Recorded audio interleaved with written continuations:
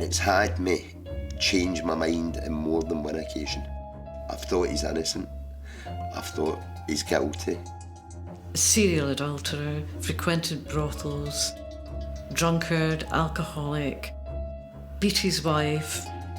He'd threatened her repeatedly to kill her. The family was in turmoil. I mean, as far as I know, they'd been in absolute turmoil. What they were going to do with the children. Mental and physical cruelty weren't grounds for divorce in Scotland. He was always threatening to kill her some way or another, and one of the things he used to often say to her was, "I'm going to poison you, and I'm going to poison you with something that nobody will be able to find in your body." Everybody knew a wee bit, but nobody had the full picture of what had happened. They never ever knew my great-grandmother had been murdered. To say that Eugene Marie Chantrell was a cad is an understatement. He was an absolute swine, a scoundrel. In 1868, public execution was abolished in Great Britain. A decade later, the first hanging to take place in Scotland behind prison walls was here in Edinburgh. Following an explosive trial, what happened tore a family apart, and the effects are still felt to this day. The story of Eugene Chantrell remains one of the most remarkable in Scottish criminal history.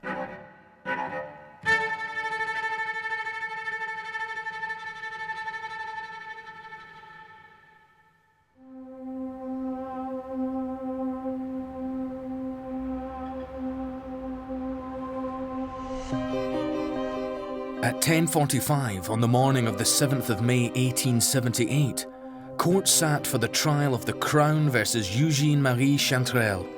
He stood accused of the murder of his young wife by poisoning. A Frenchman in exile with a shady past, the Chantrelle affair captivated the public, but the evidence against him was entirely circumstantial. In the 10 years they were together, his wife had 4 children to Chantrelle. There's no doubt she suffered verbal and physical abuse at his hands, but did he murder her?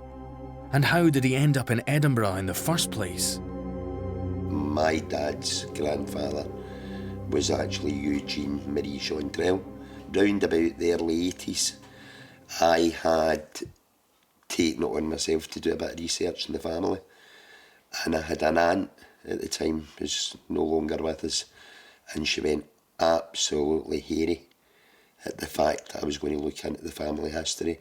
So there was obviously knowledge of it, and I think me going to dig about in the early 80s really put the cat in the pigeons, if you like. I think they were absolutely terrified of what I was going to turn up. The accused had travelled far before settling in Scotland. It's believed Chantrelle was born in the industrial city of Nantes in 1834 and had a good start in life. He was from a well-off family because his father was a ship owner in Nantes, and he was sent at an early age to the medical school in Nantes and was doing very, very well there. I think the father was a political animal, and he was involved with the French Revolution, and through that he lost every penny.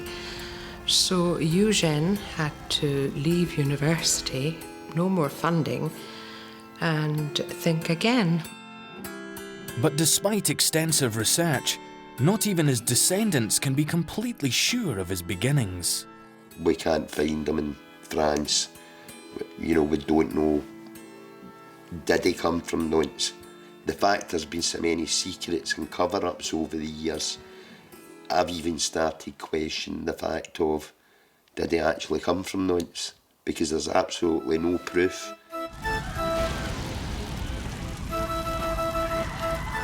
During the French Revolution of 1848, it seems Chantrelle became involved with the communists. By the coup d'etat of 1851, he was in Paris, taking active part in fighting behind the barricades. He claimed that he'd studied medicine in both France and Strasbourg, and He would be 17 when he was involved in this coup, if indeed he was, and thereafter had to give up his medical studies. Things went wrong for the family because there was rebellion and trouble in France at the time. It appears that the family may have lost their possessions because of that. Chantrelle received a bad wound to the arm, and it would appear he then left France for good. Because he was on the losing side, life was a bit uncomfortable there. So at some point in the 50s, he seems to have emigrated to the United States. He was able to escape to America, to the States. Now, not much is known about, nothing is known in fact about what he was up to over there. But he came back to England about 1862 and he began teaching.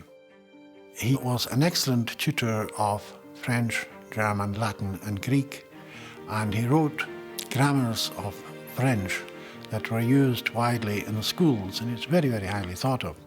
He wrote textbooks on the French language, and there was textbooks that were adopted in quite a lot of the schools. So he was a bit more than simply an ordinary teacher. He clearly was pretty well educated and cultured. Soon he was on the move again, and in 1866, Chantrelle finally settled in Edinburgh. His cultured ways and success with publishing educational texts meant that he made good professional contacts with little difficulty.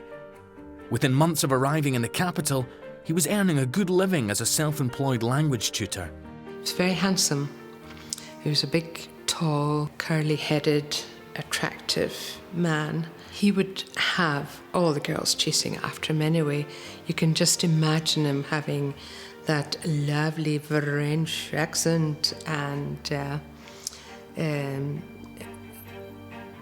the girls would fall for him right, left and centre. I mean, Edinburgh was fairly cosmopolitan. I'm not saying it had a huge influx of immigrants, but there would have been a small Jewish community. There would have been some immigrants. And whilst the old alliance between France and Scotland had long petered out, ended in the 16th century formally, there was still kind of links between France and Scotland, and I'm not sure that he would have been regarded as a real outsider or regarded with great suspicion. He taught in private schools, and it's when he taught at Newington School, he met Elizabeth Dyer, one of his pupils. She was only 14 going on 15, and she definitely fell for him. Elizabeth Cullen Dyer was the daughter of a commercial traveller. The family were regarded as lower middle class, but they had enough money to pay for their children's education. It was not long before she and Chantrelle, her French teacher, began an affair. The age of consent in Scotland was 12 for a girl and 14 for a boy, and you could get married then. And the age of consent didn't rise to 16 until 1929.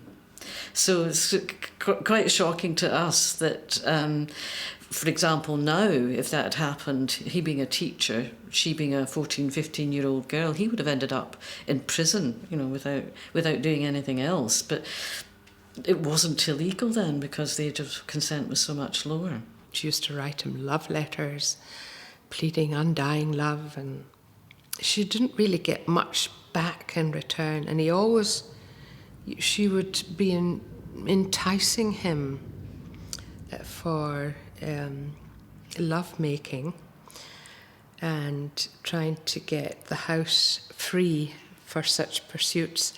And he would be writing back in such a way as to say if she couldn't manage that, she obviously didn't love him.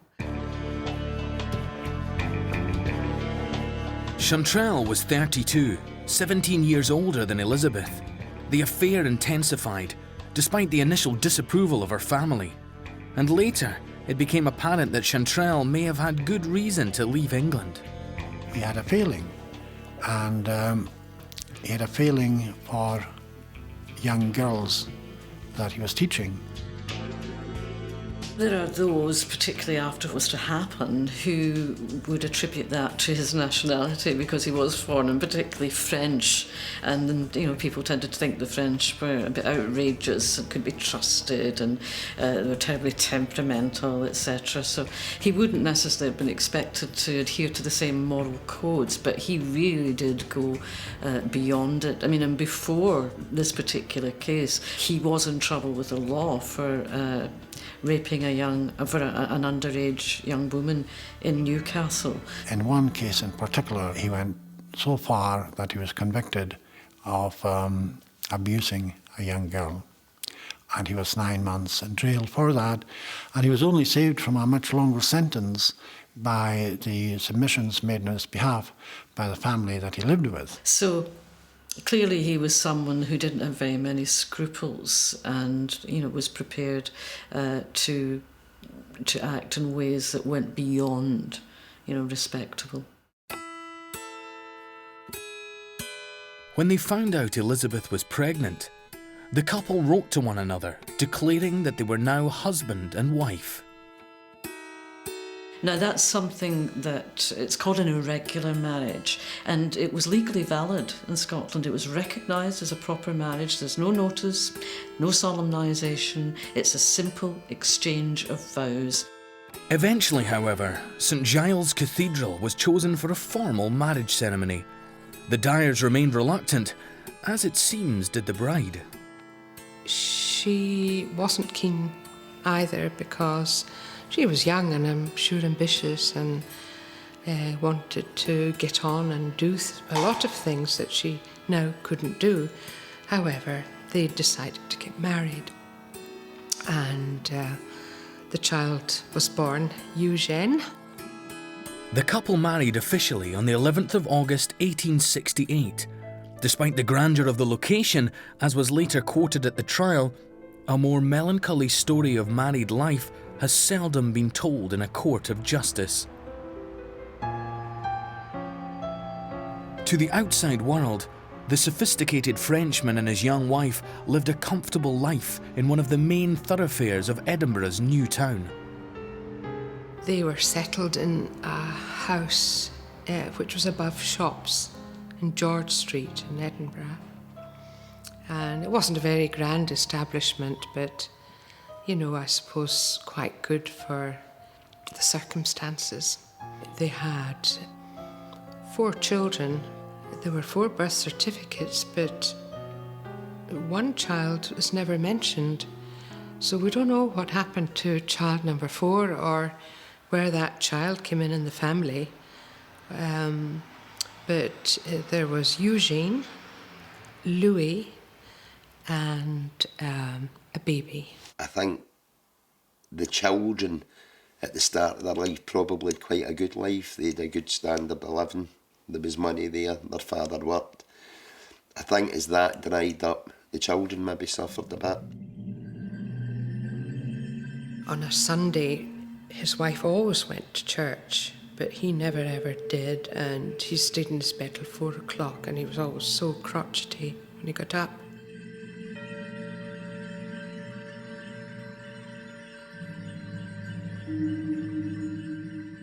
From the beginning, he was abusive to her, verbally abusive. He swore at her, and he often threatened her. He also assaulted her frequently, and he assaulted her viciously. She used to have to leave the marital home and go for safety to her mother. And on one occasion, she stayed away for 3 whole weeks. On a couple of occasions, she had to get the police to Chantrelle, and on one occasion, he was actually taken to court and fined for assaulting her. Domestic violence at the time was called, outside of the courts anyway, wife beating. Was not uncommon at all. You only have to look at newspapers, reports from magistrates' courts to see the extent of it. Physical violence and verbal abuse were both seen as abuse, domestic violence, and in legal terms was regarded as unacceptable. She once went to a lawyer to see if it was suitable to get a divorce, And when she heard the ramifications of this, she thought, oh, I'm not going to do that, mainly to my family. I don't want their names in the paper. I don't want scandal in their background. So she just put up with it. For many women, they didn't actually want to testify against their husband because they were economically dependent on their husbands. I mean, that would be truer for middle-class women than working-class women, because so many working-class women worked, albeit maybe part-time or on a casual basis, but so many working-class women did earn. That was not the case for middle-class women. Chantrelle threatened Elizabeth on many occasions. He boasted that as a former student of medicine, he knew exactly how to administer a fatal dose of poisonous substance that would never be detected. He was also repeatedly unfaithful and frequented brothels. Yet his young wife stayed with him for fear of causing a scandal. The only servant in the house was an Irish woman, Mary Byrne.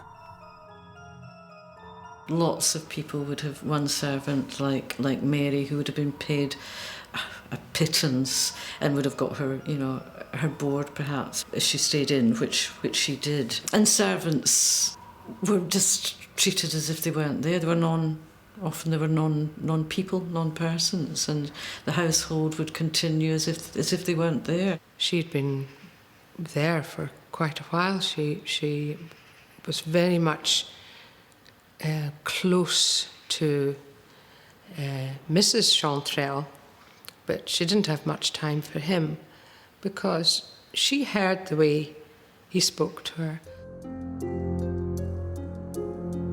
The family occupied 2 floors of their George Street townhouse, with Chantrelle and Elizabeth keeping to separate bedrooms on the upper floor. Chantrelle often accused his wife of being unfaithful while regularly visiting brothels himself. By 1877, he was also failing at his work and losing income as a result. The marriage seems to have lasted in name only. There would be no guarantee that she would get custody of the children. Women did get custody of children under 7, but not until later in the century were they generally given custody of older children. It's likely that Eugene wouldn't have wanted the children, but if he had, there was nothing that she could have done about it, for those over 7 anyway. And of course, where was she going to go? The bank book was getting low because he had also started drinking. And when I say drinking, he would drink the Clyde dry. He was into a bottle a day. She wasn't allowed to particularly socialise with anybody. She seemed to be very restricted in seeing her own family. And he kind of seemed to be lord and master of the house. And certainly what he said was what went. I also think that my great-grandmother was sneaking out, but to see her mother or to see her brother, rather than the accusations that he made about her being out sleeping about. She definitely had to use excuses to get out of the house.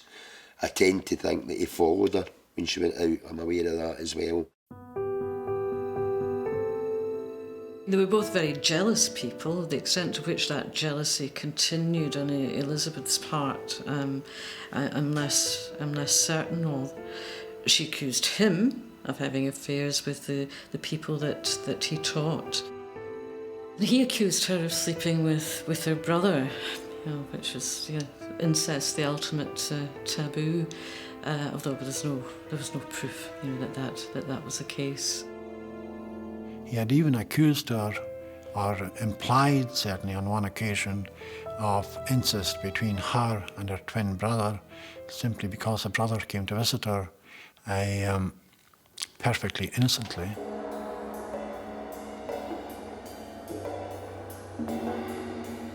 In the autumn of 1877, Chantrelle insured his wife's life for £1,000, an enormous sum of money at the time. She was distressed by this and confided in her mother that she imagined her life would come to an end now that there was a good price on it. He'd taken out the policy on her life, just out of the blue, for no apparent reason, and he had clarified what would be the circumstances in which payment would be made. And he knew that if she died from an unknown cause, no payment would be made. But he thought that if it appeared she died of gas poisoning, he would get the money. I think my great-grandfather had got himself into a very awkward financial position. I think the fact that he had the middle-class standard of living in Edinburgh, he had to be seen to be a man of means. I know he spent a lot of money in alcohol, and he spent a lot of money visiting brothels. It's the trial transcripts that he was in and out the brothels. And I also believe that in the back of that, he'd borrowed money off Elizabeth's family. For all of that, she remained with him because the obstacles and the difficulties of getting a divorce were so great, and then too the threat of perhaps losing some of her children, which may not have happened, but in law she could have been separated from her children. Chantrelle owned a gun. He used it for shooting rabbits at the beach on the outskirts of the city. The children often accompanied him. There was a time when they were on holiday in Portobello, and one of the young boys, this was later on, took a gun out of his pocket that he had and pulled the trigger, and off it went. And the bullet actually hit Chantrelle himself and one of the younger boys.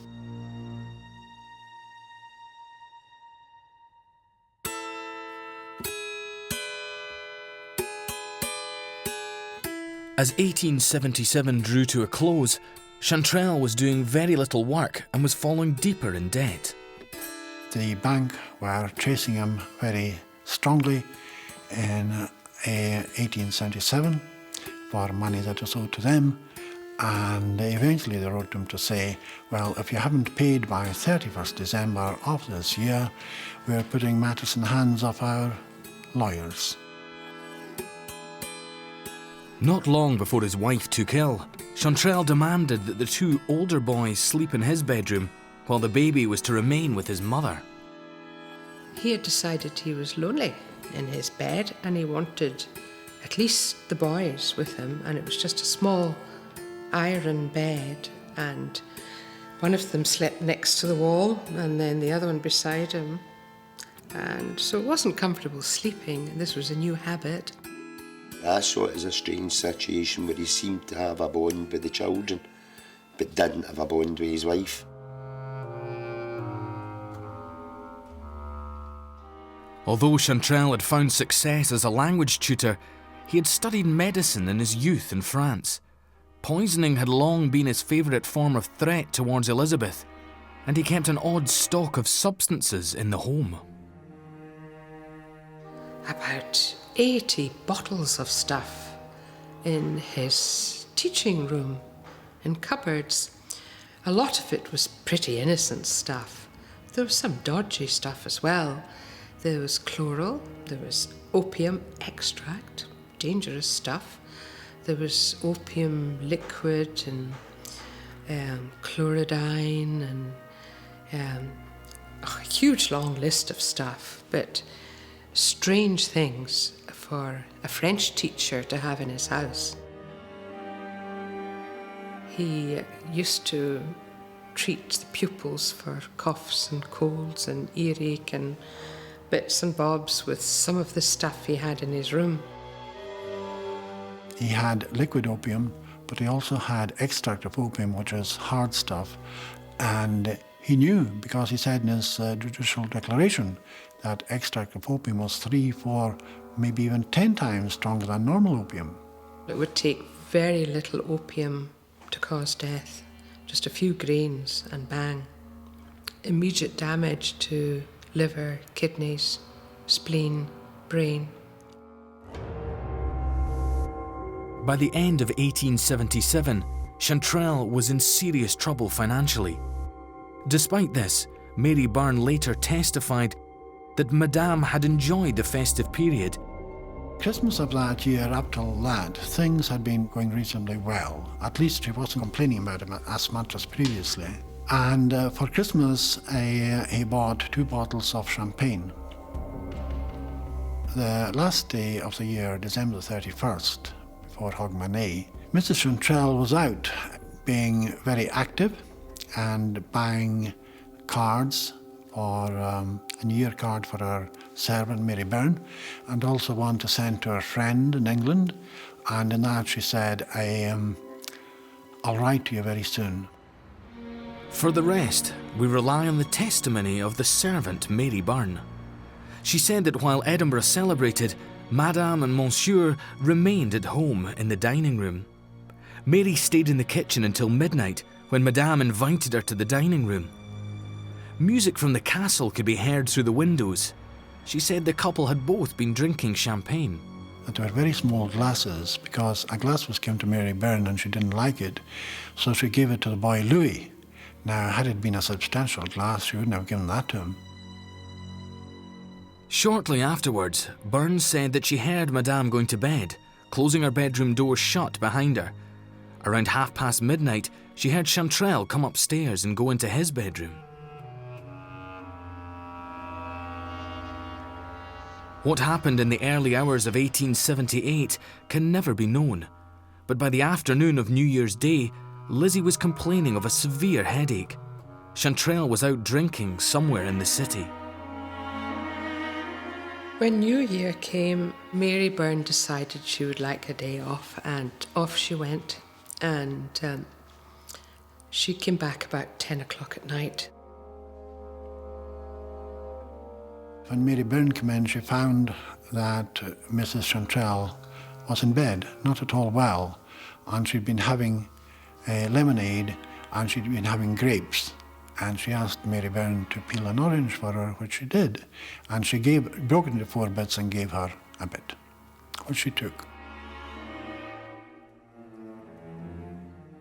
Later that evening, Byrne heard Chantrelle return and go upstairs, but was unable to see which bedroom he went into.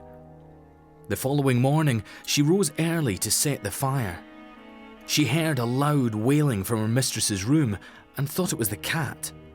Hearing it a second time, she went to investigate. When she went in, the lady who was usually so much in charge of herself and in control was a dishevelled mess. Her hair was all over the place. She was in the habit of pleating it before she went to bed, but her hair was all over the pillow, and the bedding was halfway down the bed.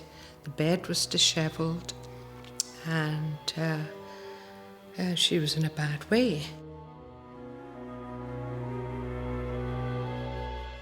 Now, she noticed right away that Mrs. Chantrelle's bedroom door was open, or half open, which it normally would not have been. She also noticed that the gas light in her room was off, and normally Mrs. Chantrelle slept with the gas light on all the time. So Chantrelle came anyway and tried to, or seemed to be speaking anxiously and caringly to his wife. He took a look at his wife and said, "Oh dear," and said, "Lizzie, can you not speak to me?" And this is the first time Mary had heard her referred to as Lizzie. It was usually Madame or Madame Chantrelle that he referred to her. Then he said to Mary Byrne, "Oh, do you not hear the baby crying? You'd better go and see what you can do with it." So Mary Byrne went away through to the front room. When she got there, all the children were still asleep, including the baby. She came back and she found that Chantrelle coming back from the bedroom window in his wife's bedroom, and he'd opened the bottom of the window. And after a little while he said to her, "Do you not smell gas?" Mary Byrne said that she could not smell gas, though Chantrelle repeatedly asked her. She went downstairs and switched off the gas at the mains. Byrne later testified that as soon as she arrived downstairs, she detected a slight smell. Meanwhile, Elizabeth's condition had worsened. Chantrelle went to fetch a Dr. Carmichael who lived close by. Dr. Carmichael, having seen what was going on, he wanted this forensic expert, Dr. Littlejohn, to come immediately, so he was sent for. The highly respected Sir Henry Littlejohn was far from convinced that gas had anything to do with Elizabeth's condition. He said the symptoms did not fit. She had this, what they described as stertorous breathing. In fact, when the doctor came, he described typical Jane Stokes breathing, which is, a lot of short little breaths and then one big gasp. Elizabeth Chantrelle died shortly afterwards. She was aged just 25. It was obvious to the nurses and the consultants looking after her that it wasn't coal gas poisoning and that it was a narcotic death. It was Littlejohn who also carried out the post-mortem. His more detailed findings backed up what he had believed on the first examination. If the poor woman had died of coal gas poisoning, she would have had a pinkish face because the carbon monoxide goes into the hemoglobin in the blood and changes into carboxyhemoglobin, which gives this bluish tinge. And the patient actually looks quite well and calm. There was, at post-mortem, not one scrap of evidence of coal gas poisoning. It would linger in the brain. It wasn't there. It would linger around the lungs. It wasn't there.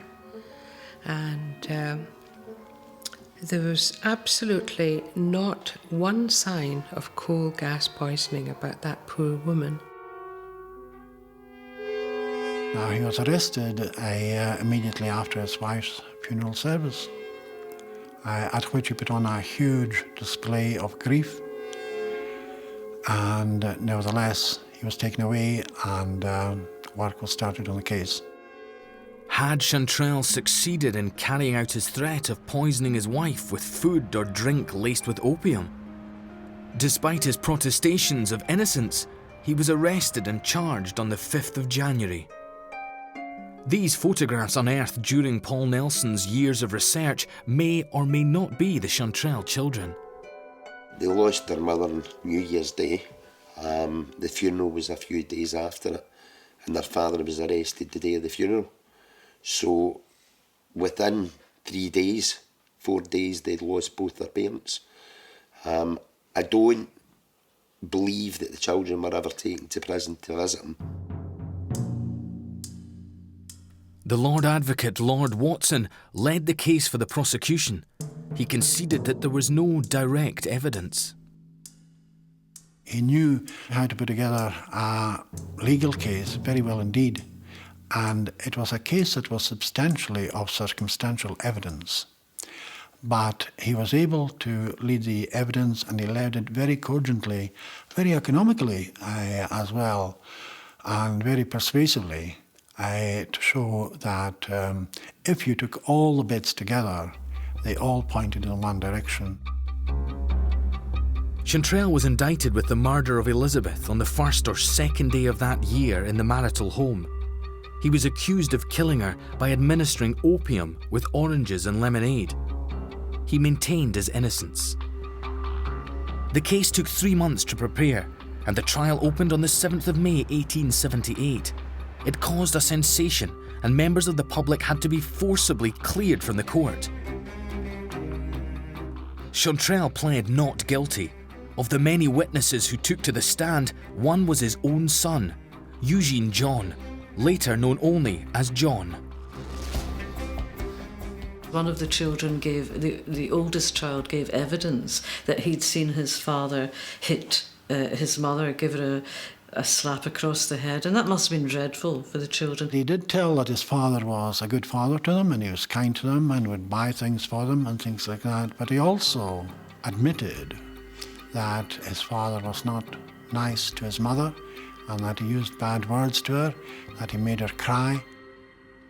John took it really hard that he'd lost his mum and dad and he had to go to court, to be going to the High Court in Edinburgh to give evidence at a murder trial. Must have been really, really traumatic for him. I think that then had the knock-on effect for the rest of his life that he really couldn't settle.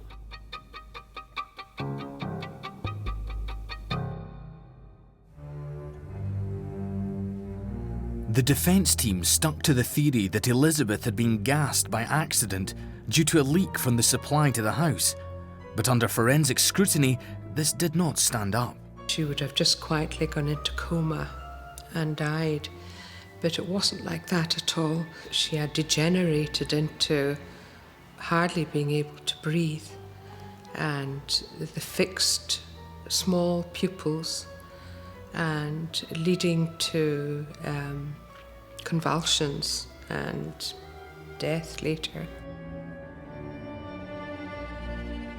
I suspect that he turned off the gas so that later on he would go back into the room and turn it on and pretend that the gas had gone out in the middle of the night and poisoned her. But that's why he took the baby away. That's why the door was open, because he was carrying the baby and couldn't close the door. But things backfired on him because he drank so much of the whiskey that he slept through. And the family's loyal servant proved a credible witness. The main civilian evidence came from Mary Byrne, servant lady, and she was very, very good in her evidence. She was clearly very fond of Mrs. Chantrelle and not so fond of Mr. Chantrell because of his behaviour. But she was balanced in the way that she gave her evidence. And when you read about the Chantrelle household from the trial reports, you can see that all sorts of things were said, mainly by Eugene, when Mary, the servant, was around. She would have counted. He would have just ignored her. She also noticed New Year's Day that the dishes had not been cleared away from the night before, and that on the dining table there was a large bottle of whiskey that was empty, that Mr. Chantrell had polished off that night after the rest of them had gone to bed. There was no hard evidence, and in late 19th century Scotland, Chantrell's behaviour was explained by many as due to his background and culture. We know that not all Frenchmen were like Eugene Chantrell. He was sui generis, he was a one-off. But nonetheless, because of prejudices against foreigners, and particularly the French, I guess, he was seen as typically French.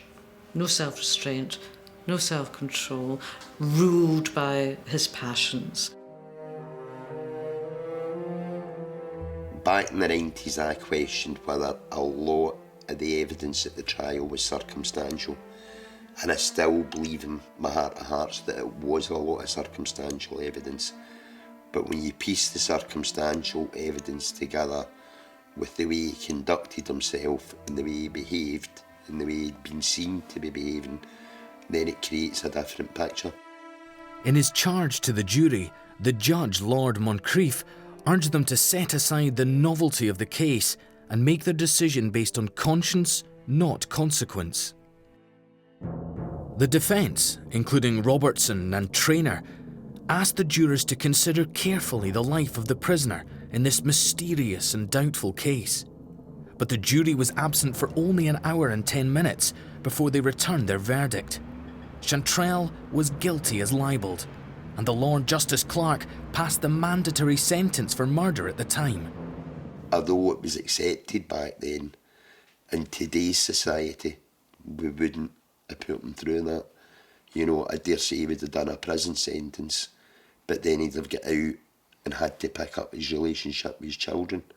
Whether that would have happened or not, you just don't know. The trial was criticised by many as having been a farce, with one juror reported to have slept through it. And some in Edinburgh society, including former patients and students, protested loudly about the sentence. There were a group of people who campaigned against him getting the death penalty, against his hanging, because they were against the death penalty. It's also during this period that you get the introduction of lots of legislation and movements of people for what we would regard as progressive causes. A public petition was presented to the Home Secretary, but on the 29th of May, he reported that he could find no sufficient reason to ask the Crown to intervene. In prison, Chantrelle had few visitors.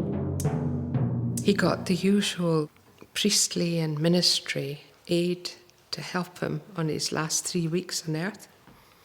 And I presume, being French, he had a Catholic background and they got a priest in first, but he was dismissed fairly quickly. Chantrelle was now insisting the opium had been administered by someone else, though he could not say who that might have been. Since he had refused to meet with a priest, the authorities sent in a Protestant clergyman. They got a local minister to go and visit him, and he took quite well to him and got on with him quite well. And it was said that he had admitted to him that he had killed his wife, but the minister denied that outright. In the end, Chantrelle admitted to a life of wickedness and a wish to return to the faith of his boyhood. This much he did confess to the minister. He showed no fear. He offered no resistance. He said, "I faced death before," and he took it quite calmly. The execution of Eugene Marie Chantrell was the first to take place within the walls of Calton Prison. The drop was 8 feet, and death was instantaneous. With his superior education, gift for languages and medical knowledge, it might have been an altogether different life. As it was, his sordid behaviour, resulting in the death of the mother of his young children, carried lengthy repercussions. The only sad thing and the really tragic thing out of it is that the children were left orphans. You know, they were split up as kids. They weren't allowed to be brought up together. Elizabeth's brother was a lawyer in Edinburgh, and he managed to get the children's birth certificates changed from Chantrelle to Nelson.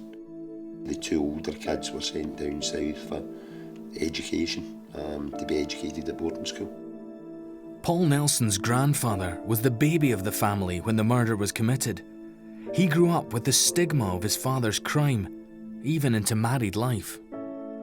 They had an awful lot of problem with a tobacconist that they had, where the landlord found out that he was Chantrelle's son, and they evicted him from the business. His wife then ended up in the asylum, and I think she was in there till she died. He remarried and brought up his family, including Paul's father, in Glasgow. My dad had quite an impoverished upbringing. They didn't have a lot of money. His father was a heavy drinker. He was involved in an accident where he killed somebody with a motor vehicle and obviously was out of work. So my dad and his brothers and sisters relied on a lot of parish handouts for their school clothes, school dinners. The 2 eldest boys were removed from Edinburgh after Chantrelle was hanged. John and Henry, after they came out of their schooling down south, went into the Merchant Navy. John appeared to be in and out the Merchant Navy, in and out of digs around the Glasgow area. He came out the theatre one night just after his 21st birthday and apparently took a gun and shot himself in the head. 21 years old, and then he was buried in the Grange Cemetery next to his mother in an unmarked grave.